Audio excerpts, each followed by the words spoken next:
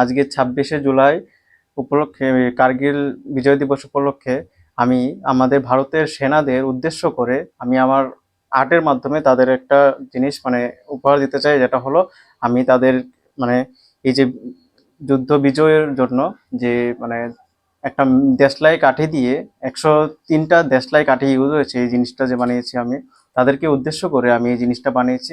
আজকে মহান বিজয় দিবস উপলক্ষে তাদেরকে আমি এই জিনিসটা উৎসর্গ করতে চাই। এটা কি তৈরি করেছেন?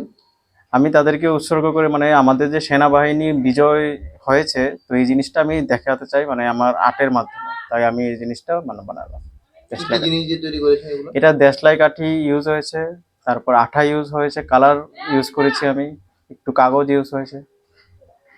এটা বানাতে কতদিন সময় লেগেছে? এটা বানাতে মূলত আমার 4 থেকে 5 ঘন্টা সময় লেগেছে। এটা কি জিনিসটা? এটা মানে মানে মেছের কাঠি? হ্যাঁ, দেশলাই কাঠি এটা। মূলত মানে কি মেসেজ দিতে চাইছেন এই ধরনের জিনিসে? এটাই মানে আমাদের যে সৈন্যরা মানে পাকিস্তানকে হারিয়ে বিজয় অর্জন করেছে, তো সেটাই উদ্দেশ্য করে আমি তাদেরকে মানে উৎসর্গ করতে চাই যে এই জিনিসটা।